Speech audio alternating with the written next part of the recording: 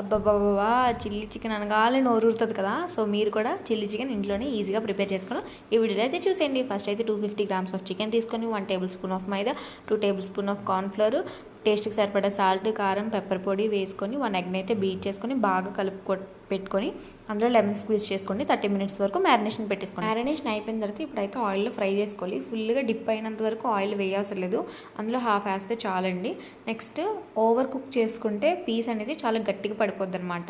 Just ఈ కలర్లో వస్తే చాలండి పీస్ అనేది. ఇప్పుడైతే తీసి పక్కన పెట్టుకొని ఒక ప్యాన్లోకి చిల్లీస్, ఆనియన్స్, క్యాప్సికమ్, కొంచెం గార్లిక్ కూడా చిన్న చిన్న పీసెస్ కట్ చేసేసుకొని పక్కన పెట్టేసుకోండి. ఇప్పుడైతే సాసెస్ యాడ్ చేసుకుందాము. 5 tablespoon of water add చేసి 1 tablespoon of soya sauce, ketchup, Schezwan sauce, next corn flour కూడా 1 టేబుల్ స్పూన్ యాడ్ చేసుకొని బాగా చిక్కగా కలుపుకున్న తర్వాత ఇప్పుడైతే ప్యాన్ తీసుకొని ఏవైతే మనం వెజిటేబుల్స్ అన్ని కట్ చేసుకున్నామో అవి అయితే ఫ్రై చేసుకుని ఇవైతే మీడియం ఫ్లేమ్లో ఫ్రై చేసుకోండి.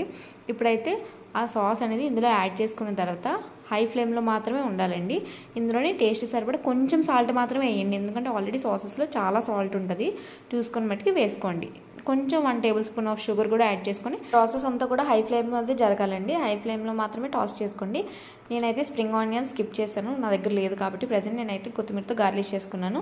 వీడియో నచ్చితే లైక్ చేయండి, షేర్ చేయండి, సబ్స్క్రైబ్ టు మై ఛానల్.